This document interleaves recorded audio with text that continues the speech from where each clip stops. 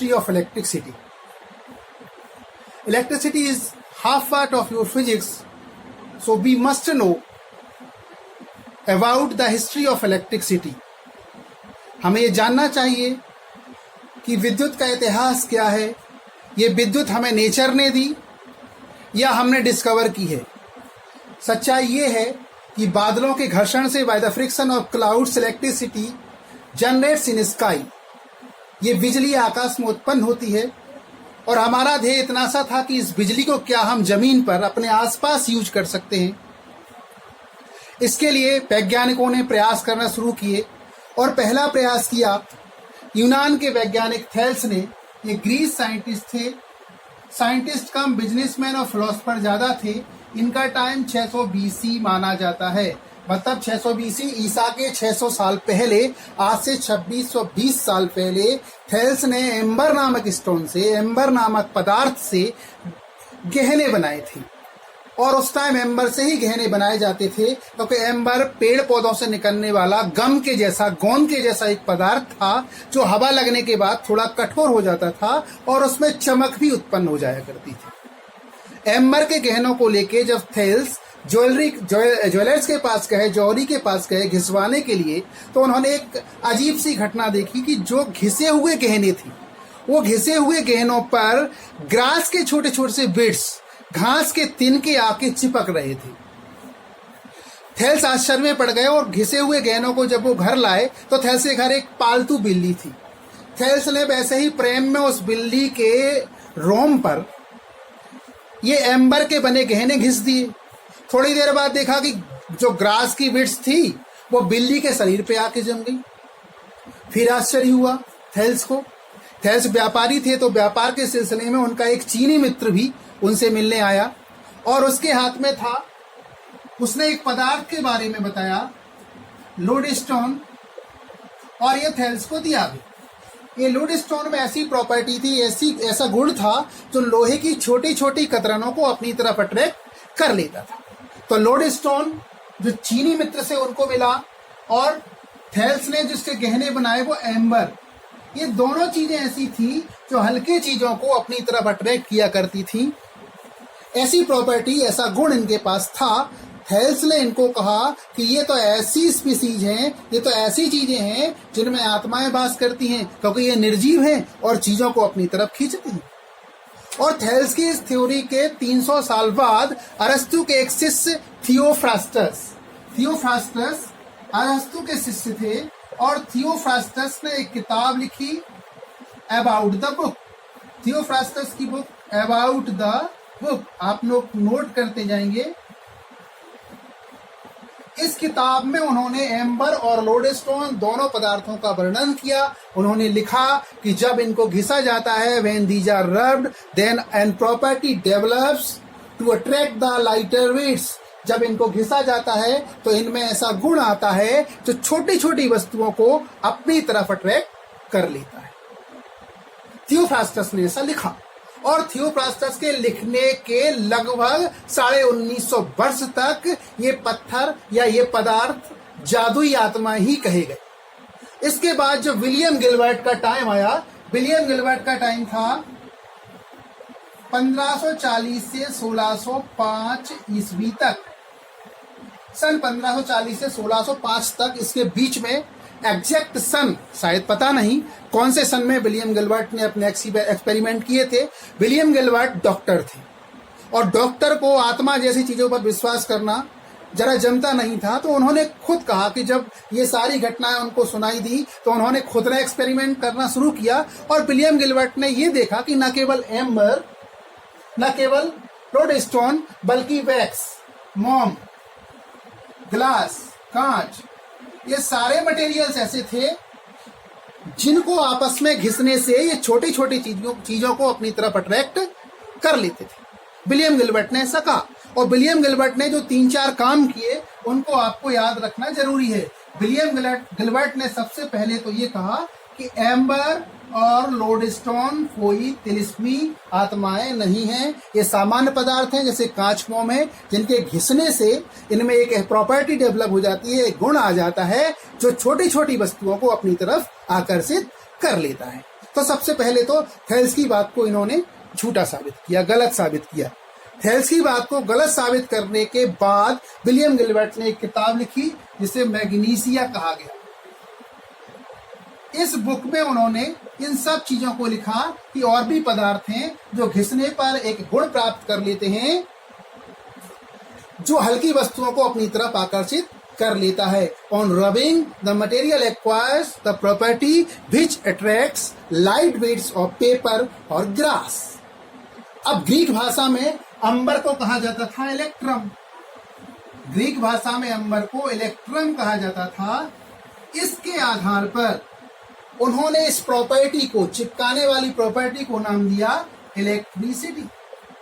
Electricity केवल term को use किया था विलियम गिलबर्ट ने। विलियम गिलबर्ट के बारे में आपको 4 चीजें याद रखनी है, फिर मैं एक बार रिवाइज करा रहा हूं। विलियम गिलबर्ट ने कौन सी किताब लिखी? मैग्नीशिया। विलियम गिलबर्ट ने दूसरी चीज इलेक्ट्रिसिटी टर्म दी इस प्रॉपर्टी को। उन्होंने ये भी कहा कि कोई जादुई आत्माएं नहीं हैं, एम्बर और लोडस्टोन, उनके अलावा भी बहुत सारे पदार्थ हैं जो जिनमें ये गुण पाया जा सकता है। विलियम गिलबर्ट ने एक चीज गलत भी बोली।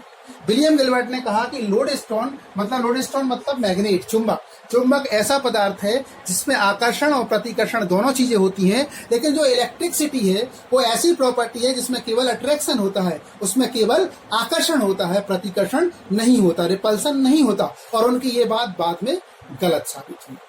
तो अगर इलेक्ट्रिसिटी टर्म किसने यूज की सबसे पहले ये आता है तो आप बिल्कुल निश्चिंत रूप से विलियम गिलबर्ट को लगाएंगे। लेकिन इलेक्ट्रिसिटी को डिफाइन किसने किया?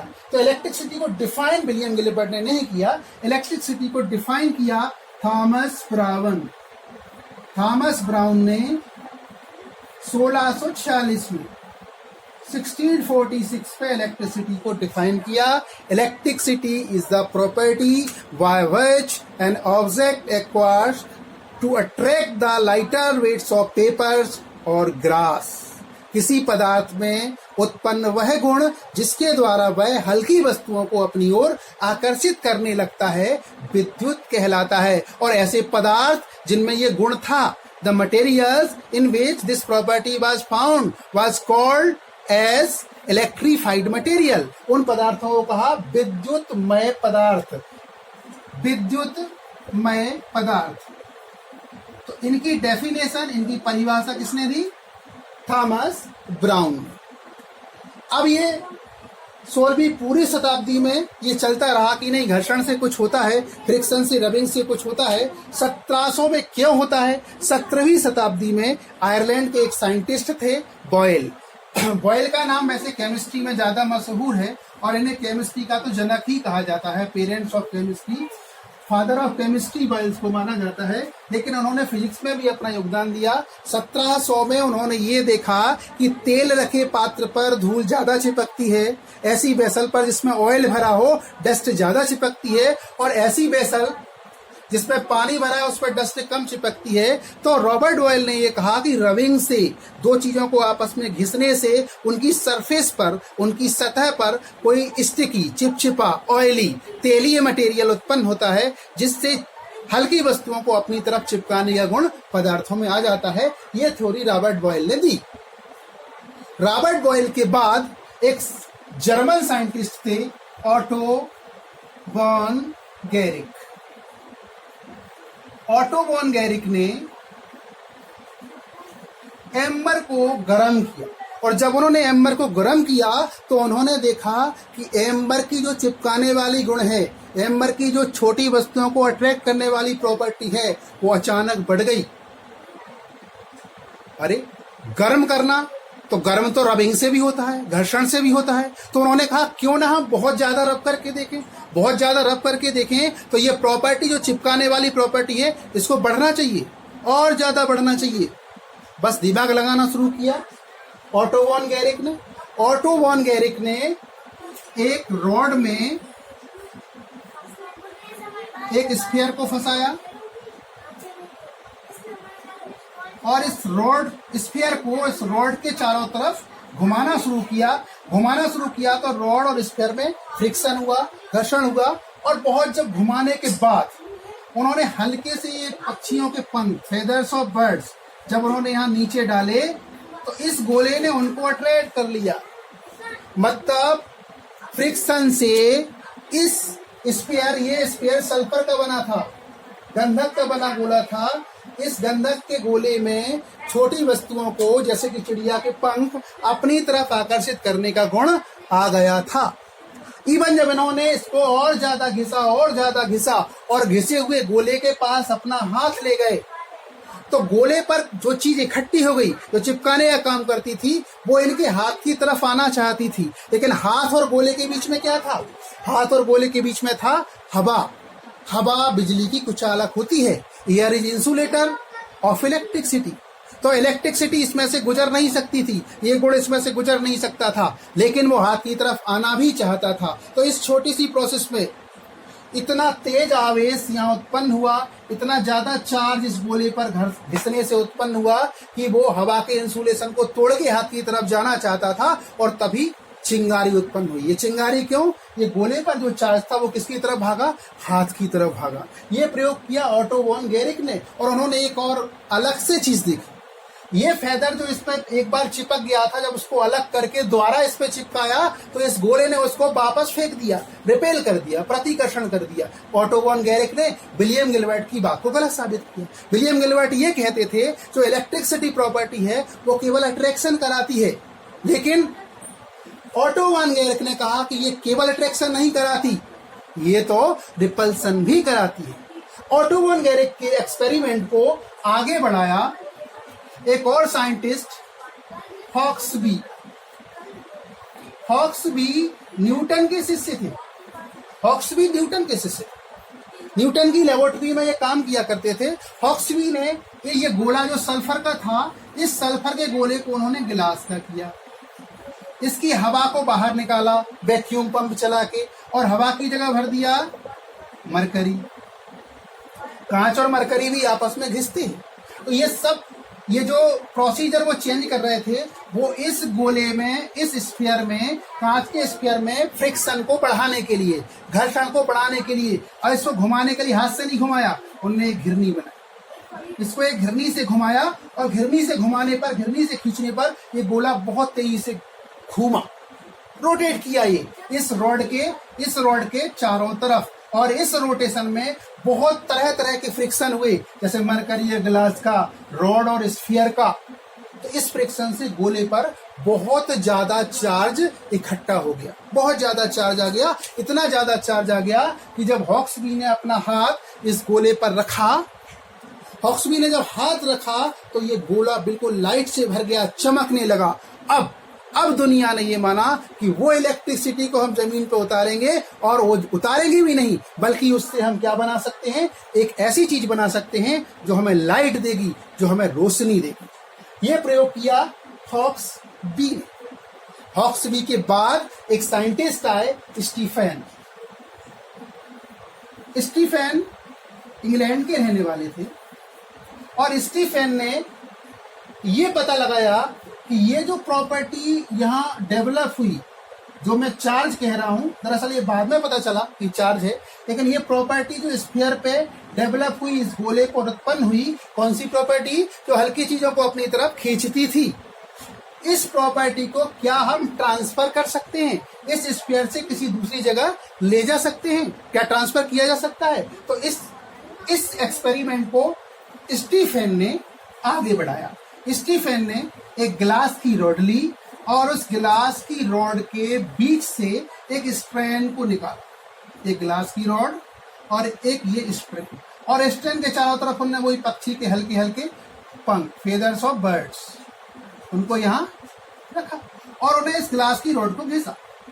जब ग्लास की रॉड को घिसा तो इस पे वो चिपकाने वाली प्रॉपर्टी डेवलप होगी, स्टिकी प्रॉपर्टी डेवलप होगी, लेकिन ये स्ट्रेन इन फेदर्स को नहीं खींच पा रहा था, क्योंकि स्ट्रेन कैसा था? ड्राई था, सूखा था स्ट्रेन। तो सूखे स्ट्रेन में यहां से यह प्रॉपर्टी ट्रांसफर नहीं हुई। उसने स्ट्रेन को, इस धागे को उसने गीला कर लिया, फिर ग्लास की रॉड को घिसा। तो ग्लास की रॉड को घिस रहा था, वो तो घिस ग्लास की रॉड को रहा था, उसके घिसने का इस स्ट्रेन से, इस धागे से कोई संबंध नहीं था, ये अंदर था। उसके बाद भी धागे ने, इस स्ट्रेन ने फेदर्स को अपनी तरफ अट्रैक्ट कर लिया, अपनी तरफ खींच लिया। इसका अर्थ ये हुआ कि जो गुण ये गोले के ऊपर डेवलप हो रहा है ये चल भी सकता है। सूखे धागे के थ्रू नहीं चलेगा, गीले धागे के थ्रू चल सकता है। फिर प्रश्न आया स्टीफन के दिमाग में, कितनी दूर तक चल सकता है। स्टीफन ने फिर सोचा कि ये जो प्रॉपर्टी है, चिपकाने वाली प्रॉपर्टी, क्या ये ट्रांसफर हो सकती है? आंसर था यस। अगर ट्रांसफर हो सकती है तो कितनी डिस्टेंस तक हो सकती है, कितनी दूरी तक हो सकती है। इसके लिए स्टीफन अपनी छत पे चढ़ गए। एक बहुत लंबा सा धागा लिया, ये रॉड अपने हाथ में पकड़ी, कपड़ा अपने हाथ में पकड़ा और धागे को बहुत लंबा लटका दिया। जमीन में कहाँ फीदर्स रखी, जमीन में हल्की वस्तुएं रख दी। धागे को खूब लंबा लटका दिया, खूब लंबा लटकाया। फिर ग्लास रॉड को घिसा, धागा गीला कर लिया था। देखते हैं जमीन से कतरने धागे में चिपक गई। मतलब उनकी दूसरी मंजिल से ग्राउंड तक, इतनी दूरी तक ये जो प्रॉपर्टी है ये जा सकती थी। और इनका उत्साह बढ़ा, एक्साइटेड हुए। इन्होंने जमीन पर इस प्रयोग को दोहराया। बहुत सारी लोहे की कीलें जमीन में गाड़ दी, बहुत सारी लोहे की कीलें, और इन लोहे की कीलों को गाड़ के इन पे बांधा स्ट्रैंड, और यहाँ वही रॉड को घिसना शुरू किया और इस धागे को यहाँ सबसे निकाल दिया। अब चूंकि लोहे की कीलें कहाँ, जमीन में अंदर थी, यहाँ धागे के दूसरी छोर पर फिर उसने क्या रख दिए, पंख रख दिए। नहीं अट्रैक्शन हुआ। क्यों नहीं अट्रैक्शन हुआ? दिमाग लगाया, इसलिए अट्रैक्शन नहीं हुआ कि यहाँ से ये प्रॉपर्टी चली, गीला धागा था तो ग्लास रॉड को हमने यहाँ घिसा, ग्लास रॉड को घिसने पर ये प्रॉपर्टी चली, धागे में से चली चली चली, यहाँ लोहे की कील है, लोहे की कील कहाँ गड़ी है, ग्राउंड में, तो ये सारी की सारी प्रॉपर्टी कहाँ चली गई, ग्राउंड में चली गई। इसलिए इस स्ट्रेन ने यहाँ के वेदर्स को, यहाँ के पंखों को खींचा नहीं। तो सिद्ध किया उसने, स्टीफन ने सिद्ध किया कि जो पृथ्वी है, पृथ्वी भी चालक है, कंडक्टर है। मतलब पृथ्वी में भी ये चिपकाने वाली प्रॉपर्टी प्रवेश कर सकती है। बस क्या था, फिर उसने रेशम का धागा लिया। जिस चीज को भी उसे समझाना था कि इसमें से लाइट जा सकती है कि नहीं जा सकती, सॉरी लाइट नहीं, इलेक्ट्रिसिटी जा सकती है कि नहीं जा सकती है, उसने इन सब चीजों को ले लेके देखा, यहाँ बांधा और उसने मटेरियल्स को क्लासिफाई कर दिया। तो चालक, कंडक्टर, इंसुलेटर, कुचालक, ये क्या होते हैं, ये किसने बताया? स्टीफन ने बताया। कौन कंडक्टर, कौन इंसुलेटर? जिनमें से मटेरियल, जिनमें से इलेक्ट्रिसिटी पास हो गए वो कंडक्टर, जिनमें से पास ना हो वो इंसुलेटर। तो इसने मटेरियल्स को क्लासिफाई कर दिया स्टीफन ने। इसने ये भी बताया, स्टीफन ने ये भी बताया कि कंडक्शन होता है। कंडक्शन मतलब चालन। एक मटेरियल से दूसरे मटेरियल में ये चिपकाने वाली प्रॉपर्टी एक्सटेंड होती है, चिपकाने वाली प्रॉपर्टी ट्रांसफर होती है एक मटेरियल से दूसरे मटेरियल में। ये भी किसने बताया? स्टीफन ने बताया। तो कंडक्टर, इंसुलेटर, ये क्लासिफिकेशन सबसे पहले किसने किया? स्टीफन ने किया। इसके बाद जब ये गोले वाला प्रयोग, स्टीफन का प्रयोग सक्सेस हुआ, तो एक बहुत फेमस साइंटिस्ट की एंट्री होती है, बेन फ्रैंकलिन। बेंजामिन फ्रैंकलिन का पूरा नाम है, बेन फ्रैंकलिन भी कहा जाता है। बेन फ्रैंकलिन का famous kite experiment. Ben Franklin, बरसात में इन्होंने पतंग उड़ाई, बहुत लंबा धागा रखा, इतना लंबा धागा रखा कि वो बादलों तक पहुंच जाए। बादल बहुत ज्यादा ऊंचाई पर नहीं होते, आसमान से आप स्काई से आप बादल की तुलना नहीं करना है, बादल कम ही ऊंचाई पर होते हैं। तो उन्होंने पतंग को उड़ाया कहाँ? बादलों के बीच में, वो बरसात के दिनों में। और यहाँ जहां वो डोर को पकड़ते थे वहां उन्होंने एक की लटका ली, मेटल की, धातु की चाबी लटकी। धातु की चाबी मतलब क्यों? तो तब तक वो पता लगा चुका था कि स्टीफन की धातु में से, मेटल में से क्या जाता है, मेटल में से करंट पास होता है। तो उन्होंने धातु की लटकाई, मेटल की चाबी लटकाई, और बरसात के दिनों में उन्होंने देखा कि उन्हें हाथ को झटका लगा। झटका लगा मतलब, झटका लगा इसका मतलब क्या था? आकाश में जो बिजली बनी वो चूंकि डोरी में नमी थी, बरसात थी, तो उस डोरी के थ्रू चाबी में आके कहाँ झटका दे गई? हाथ में। मतलब इलेक्ट्रिसिटी ट्रांसफर होती है वहां से नीचे, बहुत लंबी दूरी तय कर सकती है। तो वही इलेक्ट्रिसिटी जो ऊपर थी, वही इलेक्ट्रिसिटी रविंग से हम नीचे बना रहे थे। ये किसने प्रूव किया? बेन फ्रैंकलिन ने। और बेन फ्रैंकलिन ने चार्ज को दो भाग में तोड़ के भी बताया। ये प्लस, पॉजिटिव और नेगेटिव, दो टाइप के चार्ज होते हैं। ये किसने डिस्कवर किया, किसने बताया? ये डिस्कवर किया फ्रैंकलिन ने।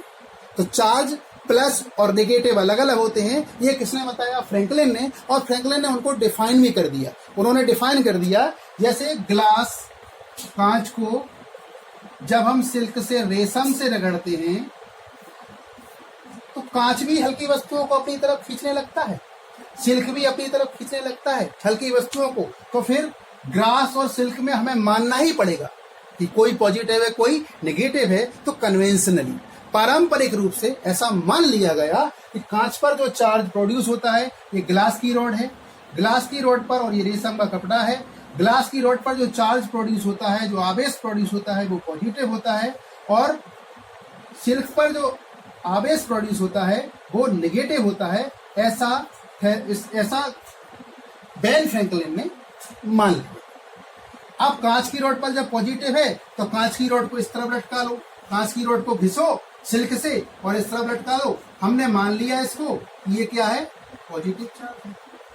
अब बहुत सारी चीजों को हमने रफ करके देखा। मान लो बिल्ली की खाल को हमने रगड़ के देखा, बिल्ली की खाल की रॉड यहां ले आए, बिल्ली की खाल से एक चीज को रगड़ा, मान लो ये ए ऑब्जेक्ट है, ये ऑब्जेक्ट को रगड़ा बिल्ली की खाल से और ये लिया, हमें पता नहीं इसके पास पॉजिटिव चार्ज है कि नेगेटिव आया, हमें नहीं पता। लेकिन जैसे ही हम कांच की रॉड के पास इसको लाएंगे तो ये रॉड या तो इसको फेंक देगी या इसको चिपका लेगी। अगर इस पे माइनस चार्ज होगा तो ये रॉड अपनी तरफ खींच लेगी, और अगर इसके पास प्लस चार्ज होगा तो ये रॉड इसको फेंक देगी। ऐसा हमने एक बार मान के कि ग्लास रॉड पर आता है पॉजिटिव चार्ज, सिल्क पर आता है नेगेटिव चार्ज, फिर ग्लास की रॉड से बहुत सारे पदार्थों को हमने जज कर लिया कि किस पे पॉजिटिव चार्ज हो सकता है, किस पे नेगेटिव चार्ज हो सकता है। तो बेन फ्रैंकलिन ने चार्ज को पॉजिटिव और नेगेटिव दो भागों में तोड़ा। इसके दो क्लास बताए बेन फ्रैंकलिन ने। ये इनका योगदान था। और फेमस काइट एक्सपेरिमेंट किसने किया?